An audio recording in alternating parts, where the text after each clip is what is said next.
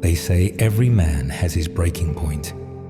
Mine came at 4:47 p.m., standing in the back alley behind the restaurant, hands still wet from a sink full of someone else's spaghetti vomit, holding a crumpled termination slip and a cigarette I couldn't bring myself to light. Not from lack of nicotine, just shaking hands. That particular brand of anxious twitch you get when you realize you can't even hold down a job that requires exactly zero conversation. That's when my co-worker, and sometimes plug, Jamal, handed me the capsule. Silver, flat on both ends, no logo, just a carved scratch down the side like a scar. Veridex, he said, like I should know the name. Rain for a day, reality for a day, depends who you ask.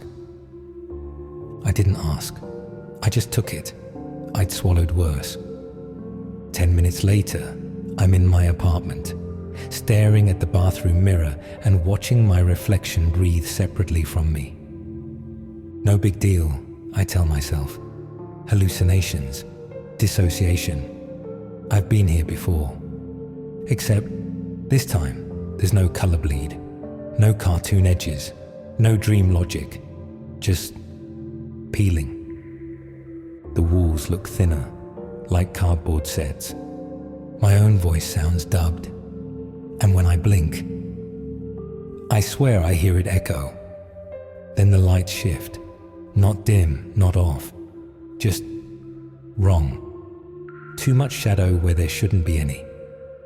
Too many teeth in the smile of my poster girl, and beneath the hum of the fridge, a wet, sucking sound, like something crawling up through the pipes. Reality, I realize, is not broken. It was filtered. Veridex isn't making me trip. It's making me see what's really there. And it is starving. I needed air. Or maybe I just needed out. The walls of my apartment felt like they were leaning closer, watching me breathe, testing the shape of my panic. Every light bulb had a heartbeat. Every reflection had a delay. I threw on my coat, though I didn't remember deciding to, and pushed through the front door, blinking against the light outside like it might bite. The street was too bright. The colors weren't wrong, just exaggerated. Cars gleamed like showroom models, their windows too dark, too silent. The skyline shimmered like it had been photoshopped into existence. The sidewalk felt soft underfoot, like it wasn't entirely committed to being solid. A woman passed me with a stroller. I glanced down. There was no baby inside, just a pulsing white sheet where a face should have been, as if someone had forgotten to finish rendering it. I stared, heart hammering. She smiled at me. Too wide, too even. I walked faster. I passed people I should have recognized, neighbors, old co-workers, blurry friends from some half-rotted memory. But their faces didn't fit right. Cheeks angled wrong, eyes mismatched. One man's mouth kept opening, chewing nothing, over and over, like a bad animation loop. Another stared at a building window, unmoving, arm stuck midway for at least 10 seconds. I blinked. Nothing changed. I walked 3 more blocks, and the street never curved. I passed the same boarded-up bookstore 3 times. The exact same handwritten sign in the window, gone to find something real. I turned around. The alley behind me was gone. A hand clamped my shoulder. I spun around, fists half raised. "Yo," the man said, grinning with yellowed teeth too far apart. "You seeing it now?" His breath smelled like copper and battery acid. His eyes were spinning like coins. I backed away, pulse screaming. He laughed, head tipping back at an unnatural angle. "Don't worry, man. It's just the peeling. It's all there, always has been. You just got your eyes open now." He pressed something into my hand. A torn page from a Bible or maybe a medical textbook, and shuffled away, shoulders twitching in uneven rhythm. The paper in my hand read, "You are the only honest eye left." I crumpled it, hands slick with sweat. A woman across the street was screaming silently, her mouth stretched open, no sound coming out. No one else seemed to notice. I made it to the park. Trees don't move like that. Not in this world, but they did now, spasming in windless air, leaves twisting like insect wings. Shadows pulled in shapes they shouldn't make. A man on all fours with a grin like a carving knife, something with too many limbs dragging itself across the gravel path. No one looked. No one reacted. Am I the only one seeing this? I sat on a bench, trying to breathe through the static creeping up the edges of my vision. A jogger ran past, except his legs weren't moving. He just floated by, arms pumping, face a blank smear of flesh and flickering static, like a corrupted file. My head throbbed. I squeezed my eyes shut. "Don't close them," a voice said. I opened them. A boy was sitting next to me now, maybe 10, maybe 20. Hard to tell. He looked normal, too normal.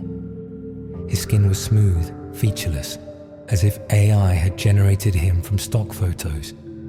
His eyes were deep voids. "You'll forget how to come back if you close them for too long," he said calmly. "That's how they get you. They slip inside when you're not looking." "Who's they?" I asked, voice dry as ash. He pointed at my chest. "The ones that hollowed you out." When I looked down, my shirt was moving, slowly, like something was breathing under it. I tore it off and there was nothing, just skin, pale, clammy. The boy was gone. I stood, stumbling back into motion, feet moving before I could think. Buildings bent subtly as I passed, as if bowing in mockery. A trash can whispered my name in a dozen voices. I ignored it. I just wanted to find Jamal. Maybe he had something to reverse it. An antidote, a fix, anything. His apartment was above a laundromat that always reeked of spoiled meat. The hallway leading up was different now, longer, darker. The lights didn't flicker anymore. They pulsed, slow and rhythmic, like breathing. I knocked. The door dissolved, not swung open, just fell inward like paper soaked through. The apartment was empty. No furniture, no signs of life, just dust and scratches on the floor that looked suspiciously like words etched in panic. "Don't blink, don't speak to the mirrors." The bathroom door creaked open. I stepped inside. Every mirror in the apartment had been shattered, except one. It stood tall in the corner like it didn't belong, too pristine, too clean. I approached it, heart crawling up my throat. My reflection didn't move. I raised a hand. It didn't. Then it smiled, like it had been waiting for me to show up. The mirror didn't blink. It just smiled, not a grin, not a trick of the light, a full predatory smile. My mouth curling in ways I didn't remember moving, like it was trying the gesture on for size. I backed away slowly, breath catching in my throat. My reflection didn't follow. It stayed where it was, watching. And then it raised its hand. I turned and ran. I don't remember how I got back outside. The hallway warped as I fled, doors bending outward as I passed, a low, wet scraping behind me, like something dragging its skin across the ceiling.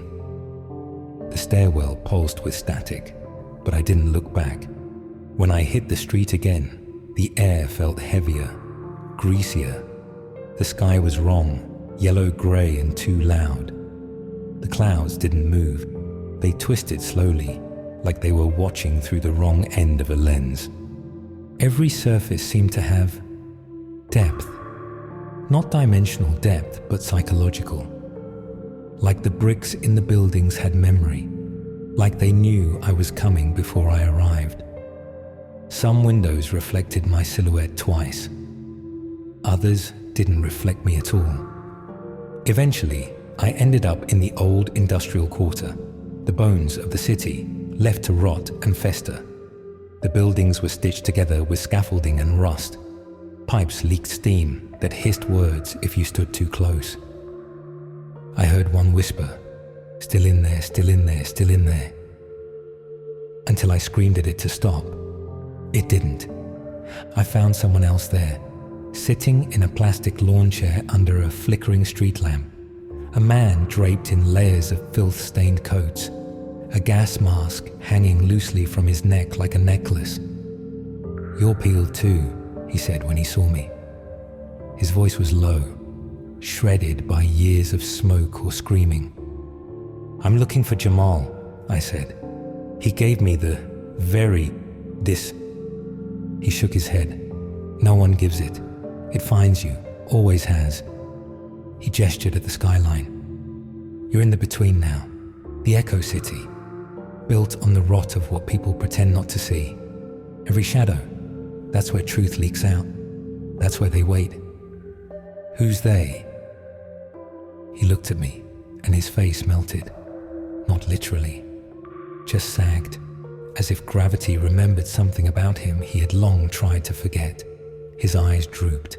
His skin seemed to fold in on itself. I realized he was younger than I thought, maybe even my age. "They don't have names, just mouths." He leaned forward. "Listen to me, man. There are 3 layers to the world: the clean, the rot, and the echo. You're stuck in the echo now, 'cause that drug, it don't just strip filters, it tears the interface. You're seeing the city's nervous system." I didn't understand, but my skin prickled like it did. "There's more like you," he said. "Some found a way to live here, others didn't." He pulled out a wrinkled notebook, flipped it open to a page with a map, hand-drawn, shifting slightly even as I looked at it.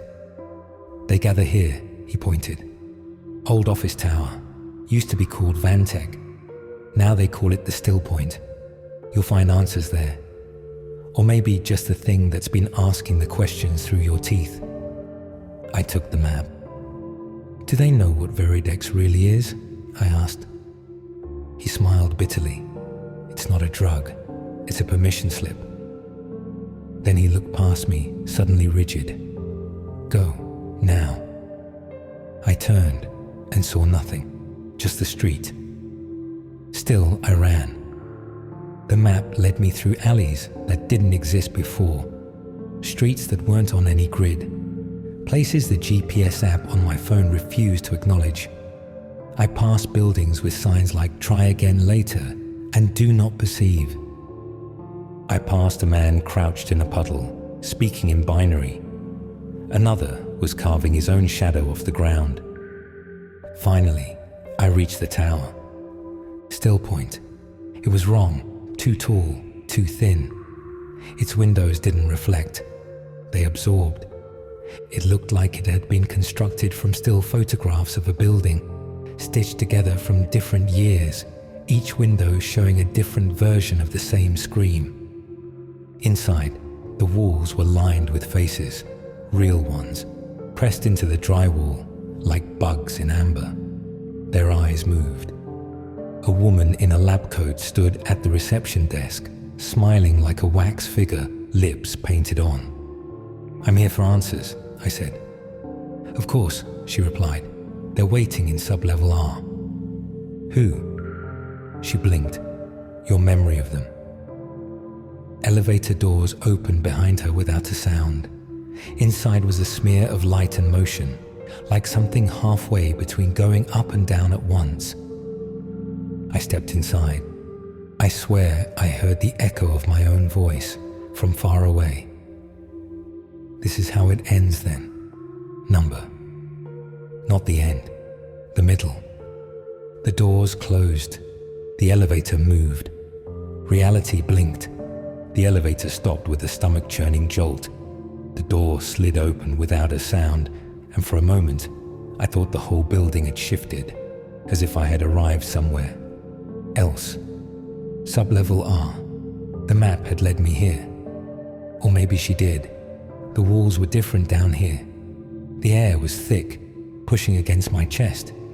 A heavy smell of something sour, sharp, and vaguely familiar. The walls weren't just concrete. They breathed, pulsed, almost like flesh. The ground beneath me felt soft in patches, like I was walking on the skin of a corpse that wasn't quite dead yet. I stepped out. My feet squelched. The lights flickered, those same harsh fluorescent glows. But this time, I could see faces in the light. Faces, not in the reflections, not in the corners of my eyes, but in the light itself, burnt into the bulbs, smiling, and then laughing. Low, hushed, familiar laughter. Her laugh. I turned, feeling the panic push at my chest. There was nothing behind me, just an empty hallway, stretching farther than it should have. Nothing but cold air and skin-crawling silence. I walked. I didn't know what I was hoping to find here, or if I was even still looking for answers. Maybe I just wanted to prove I could walk through this place without completely losing myself. But I knew better than to think I was still in control. The walls around me bent and warped like rubber, twisting into strange, unreadable shapes. But as I turned the corner, something froze me in my tracks. A woman's voice. Faint, broken. It wasn't her voice, but it sounded like it, distorted in a way that made it even worse. The voice echoed, then stopped. Repeated, but in reverse. Michael, Michael. I turned, and she was there. At first, she was just a figure in the shadows, something looming at the end of the hallway. The distorted light bent her shape like a melted painting, her movements stiff and jerky. Her skin, flayed, raw, stitched together, seemed to stretch in unnatural ways.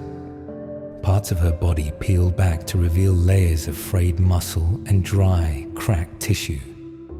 Her eyes, mirrors, didn't look at me. They looked through me. And as they did, I saw myself in those glassy orbs. My face distorted, a mockery of the way I saw myself. I took a step back. A soft creak came from her direction. My skin burned with recognition. She reached out toward me with one hand, the other still grasping the fraying edge of a torn dress that barely clung to her skin. With every movement, her limbs cracked and popped, jerking at the wrong angles. The air around me felt like I was suffocating, but it wasn't just from the lack of oxygen. It was from her presence, twisting the very space around us. "I don't know who you are," I said, my voice trembling. I didn't." She mimicked my words. Her lips cracked open with a sickening tear, as if they hadn't been used in years. "You wasted her." The words burned through me like hot iron, searing into the back of my skull. Her, my ex, the one I had pushed away because I couldn't be the man I thought she deserved. It felt like I could taste the shame in the air, thick like iron dust. "No." I stumbled backward, hands raised as if to ward her off, but she was too close. She grabbed my wrist. The contact felt like an electric shock, every nerve in my body screaming in protest. I didn't waste anyone," I spat. She left." My words fell apart. My throat felt tight. The woman let go of my wrist and looked down, slowly moving her fingers across the floor like she was reading it. Her broken porcelain mask cracked further, leaking black fluid that pooled on the ground, and something, A hand, a finger, reached up from the puddle, small and childlike. A hand I knew. I staggered backward, colliding with the wall. The skin at my temple scraped against the cold concrete, but I barely felt it. The hall bent, the walls screamed, but the sound wasn't from the walls. It came from inside me, my heart, my head, my memory. Everything about me felt like it was collapsing into itself. The masked woman tilted her head, her movements jerky, then raised a hand toward me again, her fingers bending backward in impossibly sharp angles. "You could have saved yourself," she whispered, in her voice. And then I heard it, the sound of skin tearing, like bandages coming undone, revealing something rotting beneath. I looked down at my feet, horrified to see the ground rippling beneath me. The floor beneath me wasn't just concrete, it was flesh. It writhed, undulated, and then split apart, like a wound opening beneath me. It stepped forward. She was everything I had been running from. The suffocating memories of my failures, my anxiety, the constant fear of being too broken to love, to be loved. All of it manifesting right in front of me. I couldn't escape. I backed up. Again. The walls folded in around me. There was nowhere to go. I turned and ran. I couldn't hear my own footsteps anymore. Only that shifting, the sound of something slithering behind me, and in the distance, that voice. The air in the hallway felt thick, like it was pressing against me from all sides. I couldn't remember when I'd stopped walking, or how long I'd been standing there. My breath felt short, sharp. Everything around me seemed to fold in on itself, the walls creaking and shifting like I was standing inside some ancient living thing. I didn't want to turn around, but there was a pull, a tug at the back of my mind, something drawing me toward the end of the hallway. The light flickered, harsh and white, and for a moment, I thought I saw something there, something wrong. I didn't see her at first, not fully, but her presence was undeniable, an unsettling weight in the air. The walls bent toward her, as though they were trying to close in, to bury her, or to trap me. My body stiffened as I turned, trying to pretend I hadn't heard the faintest rustle, the unmistakable sound of footsteps behind me. I didn't look, not yet. I forced myself to keep walking, my feet dragging against the soft floor. The air smelled sour, like damp earth and something else, something metallic. The sensation of being watched crawled up my spine. I could feel her now, just out of sight, like a shadow that stretched further than I could measure. I turned another corner. There was a flash, a pale, unnaturally white flash, and then I saw it, her, the flicker of her silhouette. She was standing by a cracked window, her back to me, the delicate silhouette of a woman, but wrong, distorted. Her form twisted, stretched, as if the shape didn't fit the body, as if the fabric of her being was unraveling at the seams. I didn't move, I couldn't. My feet were heavy, glued to the floor. I watched as she lifted a hand, slowly. Her fingers flexed unnaturally, as though they weren't entirely her own. They curved, then bent back, as if she were trying to reach for something just out of her grasp. The floor beneath me groaned. It was her, or at least, it was the shape of her, the form I'd known. But the resemblance was fading. Her face, I realized, was something I couldn't fully see. The porcelain mask that had once been so pristine now lay in jagged pieces, suspended in midair, floating just above her head. There was a broken edge, and through that crack, I could see fragments of her, shifting, changing. She didn't move toward me. She didn't need to. The silence between us stretched, thick and suffocating. My eyes drifted back to the mirror shards embedded in the wall beside her. She was watching me through them, the fragments of her face reflected back at me, each piece shifting like a cracked glass puzzle. A creak. I flinched, instinctively stepping back. But then something caught my eye. The room had changed. I hadn't noticed it before, but now I saw it clearly. There were papers scattered on the floor, old letters torn and frayed at the edges. They were yellowed with age, some burned, others marked with dried stains. I knelt, reaching for one, feeling a shudder crawl up my spine as I read the faded ink. I can't do this anymore, Michael. I need you to grow up. The words burned, a reminder of the past I had tried to forget. My hands shook as I dropped the letter, my eyes drifting back to her. She hadn't moved, not even when I dropped the letter. But then I saw it, a single, slow step toward me. Her body didn't move like a human's. Her limbs jerked, twisting, unnatural. She tilted her head slightly, as though examining me. She didn't need to speak. The message was clear. You couldn't change.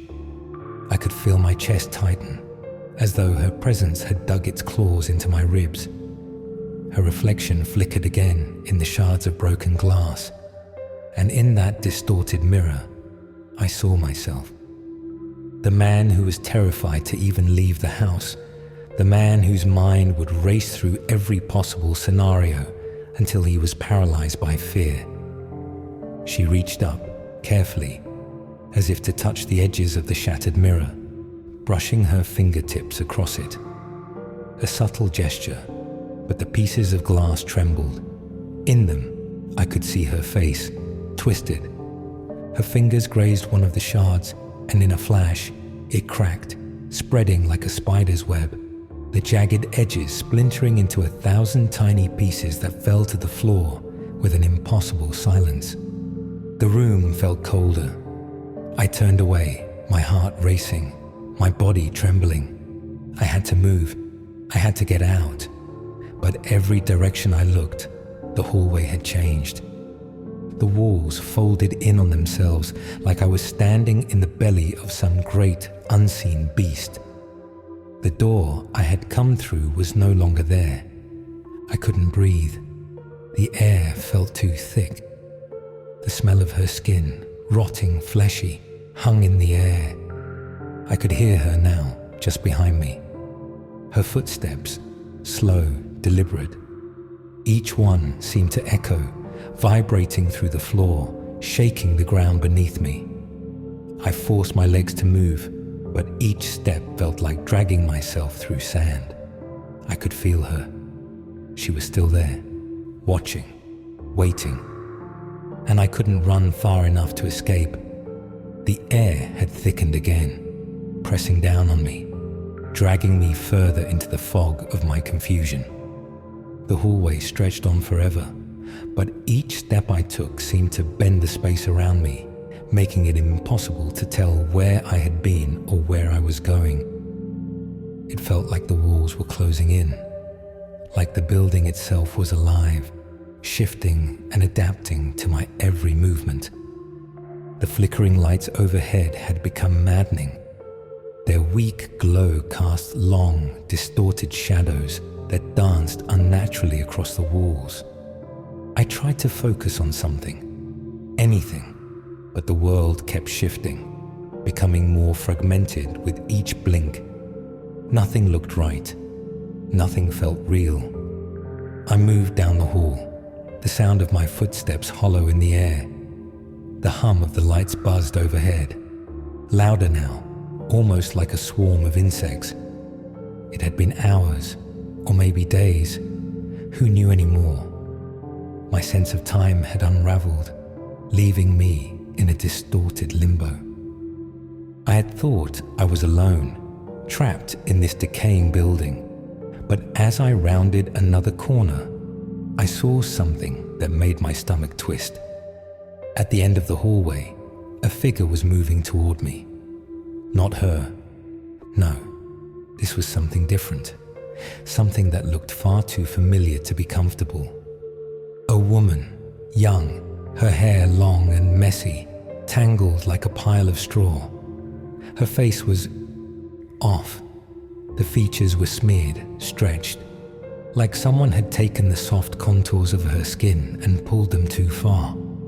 Her mouth was too wide, splitting her face into an impossible grin that stretched down her neck, where the skin sagged, bloated and bruised. Her eyes were open too wide, the whites of them gleaming against the dark streaks of dirt and blood smeared across her face. She moved unnaturally, her body jerking like a marionette that had been cut from its strings, but still tried to walk. She stumbled toward me with a slow, shuffling gait, dragging one foot behind her. The click of her shoes on the floor echoed unnervingly in the silent hallway. I wanted to turn and run, but my legs wouldn't obey. I was frozen in place, unable to tear my gaze away from the grotesque version of the woman coming toward me. Her hands twitched. They were too long, with fingers like broken branches, twisted and uneven.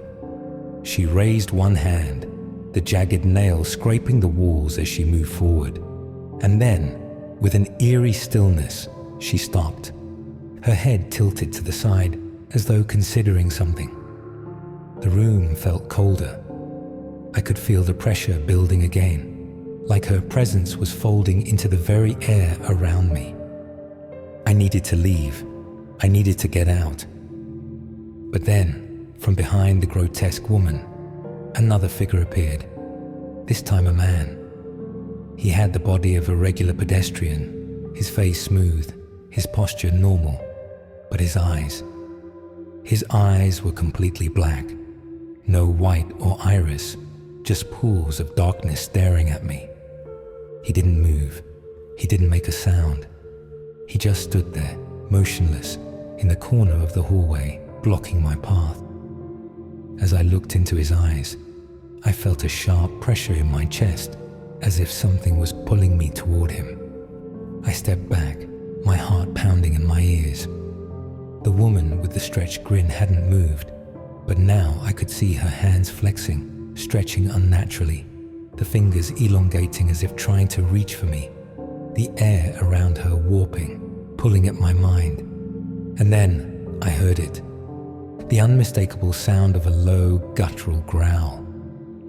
The man with the black eyes made a small movement, his mouth slowly opening, revealing rows of needle-sharp teeth that gleamed under the dim light. Suddenly, a strange screeching sound tore through the air, followed by an unnatural rattle. I didn't know if it came from the woman or the man, but I didn't wait to find out. Panic surged in me like an electric shock. I turned and ran, my breath ragged and frantic. I didn't dare look back. The hallways seemed to stretch forever as I bolted down them, the walls warping, bending as if they were alive.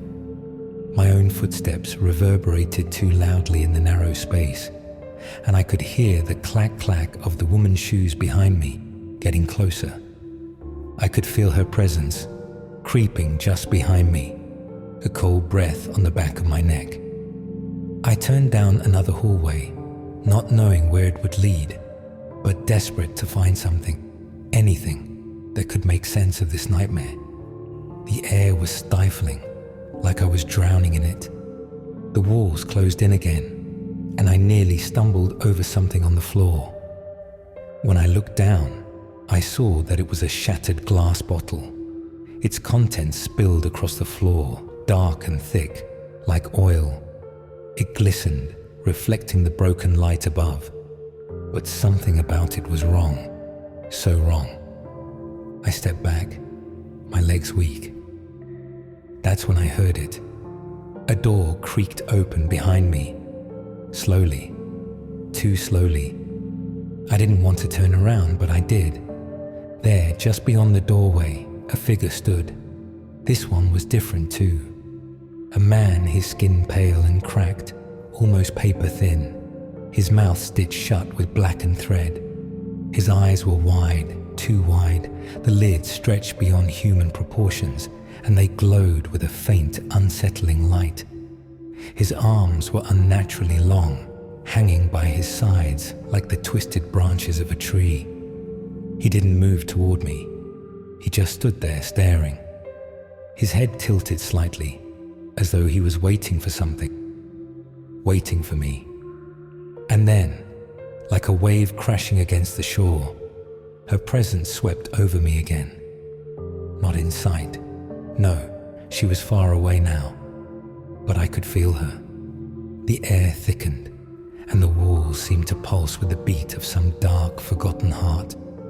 She was watching me too. She was always watching, and I had no way out. The hallway warped again. I could feel it. The space itself was bending, as if reality had been pulled too tight and was now snapping at the seams. I stumbled, trying to steady myself, but the floor wasn't flat anymore. It tilted, like I was walking on a great sprawling hill, and the walls around me rippled, their edges fading into nothingness, dissolving into an infinite stretch of nothing. I reached out, but the air felt wrong, heavy, thick with something I couldn't grasp. I forced myself forward, determined not to look back, though I could feel them there, those eyes watching from the cracks. The woman with the stretched grin, the man with the black eyes, all of them lurking in the periphery, waiting for me to crack, waiting for me to lose my mind completely. Then something changed. The air grew colder, and for a moment, everything stopped moving. The buzz of the overhead lights faded into a hollow silence, replaced by a low hum that seemed to vibrate through my entire body.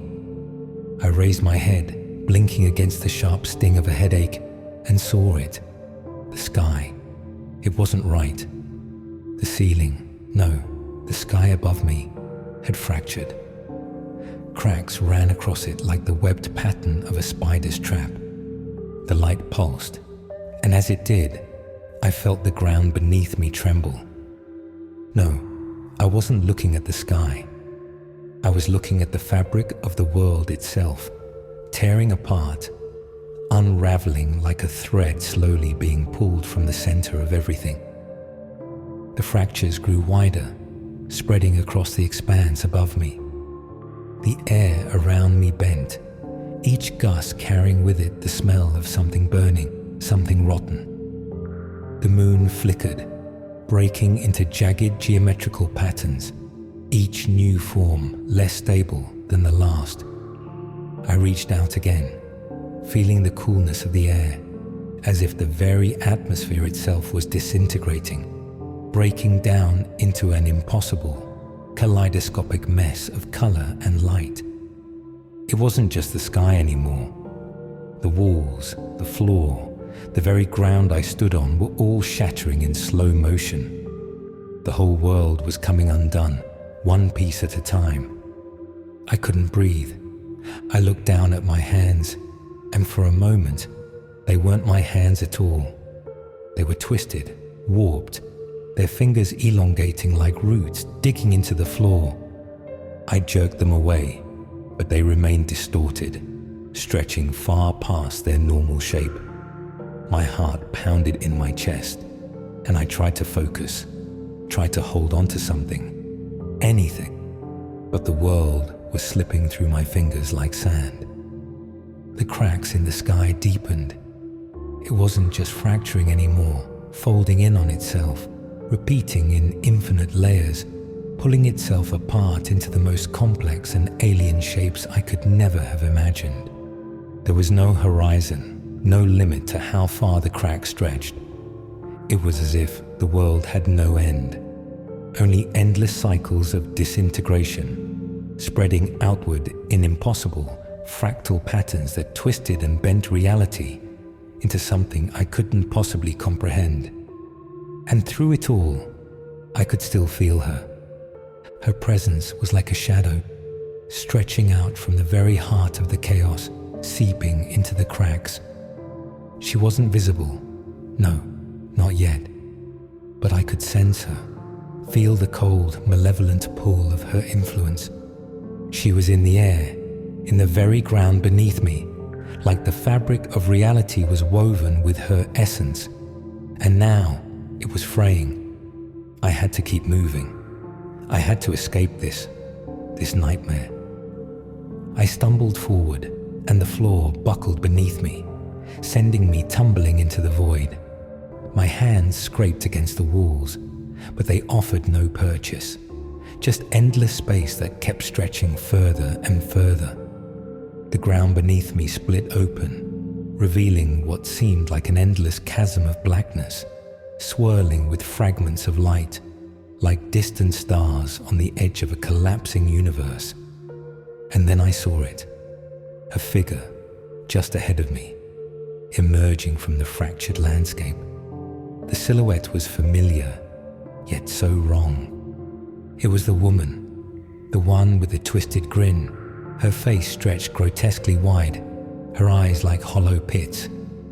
Her body was bending, folding, and I could hear the sickening crack, crack, crack of her joints, dislocating with every step she took toward me.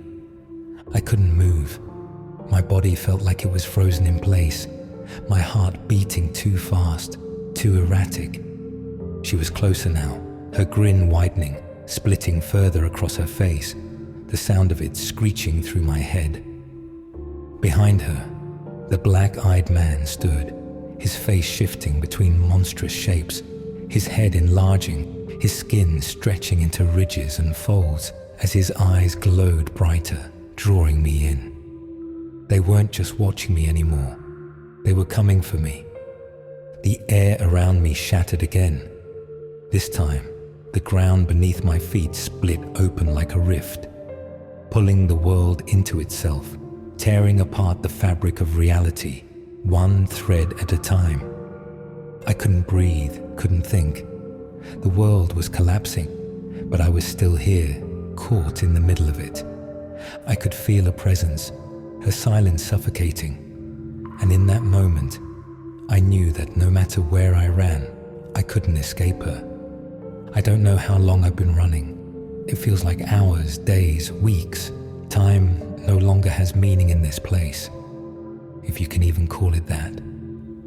The world around me continues to break apart. Each step I take distorting the ground, warping the air, as though I'm walking through an illusion, one that's unraveling by the second. The cracks, the fractals, the twisted, grotesque things that haunt my every move, they're all becoming one, merging into a single, horrifying truth. I don't know what's real anymore. The sky above, if it can even be called that, has turned a sickly shade of green. The once shattered moon, now a throbbing, pulsing mass of jagged light. It's almost as if the entire sky is one massive eye, watching, waiting. The cracks continue to spread, the fractals spinning out of control, breaking into patterns that make no sense. I can't make sense of it. But there's something else, something more pressing, something closer. I can feel it in the pit of my stomach, the gnawing terror that claws at me with every step. The air grows colder, colder, and then warmer, like I'm walking through some distorted fever dream, one that keeps flipping between extremes. The fog around me shifts like it's alive, its tendrils crawling across the ground, pulling at my feet, dragging me down into something deep and inescapable. This world is alive, and it's playing with me. My heart races in my chest, louder with every passing second. It's not just the world that's distorting anymore. I am. The pulse in my head is getting louder, faster. I can hear it now, a low thrum echoing through my skull, pulling me forward.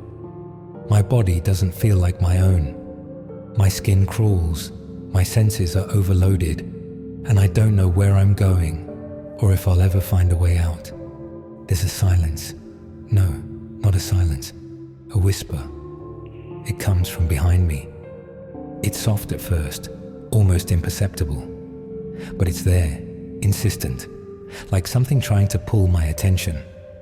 I spin around, my breath catching in my throat, my eyes darting across the shifting landscape. But there's nothing. Nothing but the hollow distortion of this nightmare world. Then I hear it again.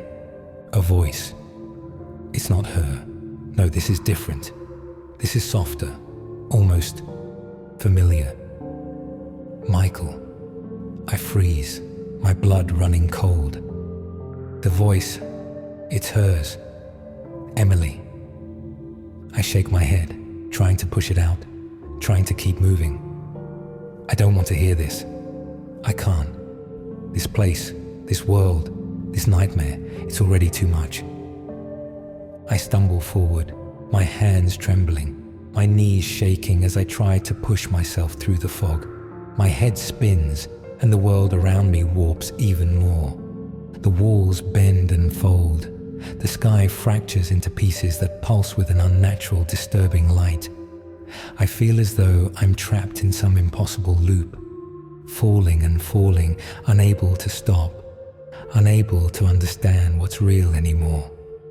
And then I hear the growl, a deep, throaty sound, like something monstrous, something primal. I spin, my pulse quickening. The grotesque figures are there. The woman with the twisted grin, her body stretching unnaturally, her hands reaching for me with fingers that scrape across the walls like claws. Her face is a mask of agony, contorted in a way that shouldn't be possible. The man with the black eyes stands beside her, his head rotating at an impossible angle, his mouth opening too wide, revealing rows of jagged, gnashing teeth. They're coming toward me.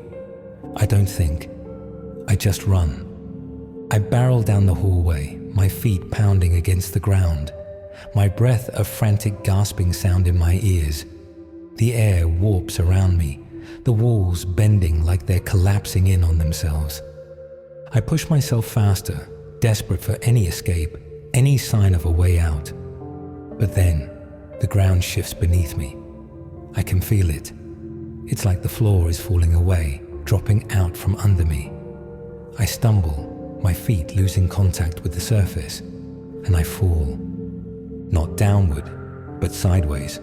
Sideways, as if the very direction of gravity has changed. The world tilts, the walls spinning and twisting around me. I try to scream, but no sound comes out. My body flails, but I can't control it. It's like I'm floating through some kind of broken dream. I land with a sickening thud, the impact rattling my bones. And then I hear it. The pulse. It's not coming from inside my head anymore. It's coming from the walls, the ground, the air itself. A rhythmic, throbbing pulse, like the heartbeat of the world, pounding against me. The very earth beneath me vibrates, the hum growing louder, more insistent, more painful. It's like everything is synchronized with that beat, as though this entire nightmare is connected by it. I try to stand, but my legs feel like jelly, weak and unresponsive. I can't stop shaking, my mind scrambling to make sense of the chaos. The pulse is growing louder, faster, the sound of it reverberating through my skull, like it's pushing me towards something. I look up. She's here, standing in front of me now, though she's not as she once was. Her form is stretched out, more ethereal, more subtle, like she's barely there but everywhere. I can feel her in the walls, in the very air, pulling the strings of this distorted world, tying everything together in a way that makes no sense. Her presence presses down on me, suffocating, but she doesn't move. She just watches, her thin, pale skin stretching over her form like tight fabric, her long limbs hanging loosely at her sides. I try to breathe. I try to scream. but all I can hear is the pulse, the heartbeat of a world unraveling. And then the ground beneath me shifts again, splitting open into an endless void.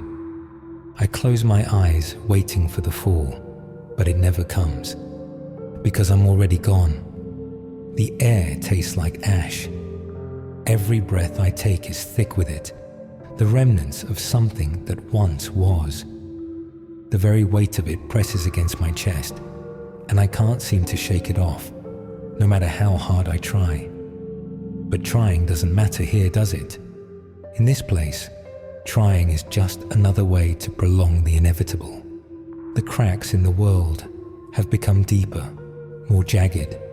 It's as though the very ground beneath me is refusing to stay together, fighting against its own existence. The pulse of reality, that incessant throb that seems to control everything, beats louder and faster now. It's the only sound in this nightmare.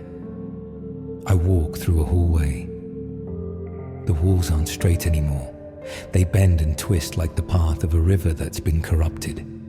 The edges are frayed, as though the building itself is growing tired, weakening with every passing second.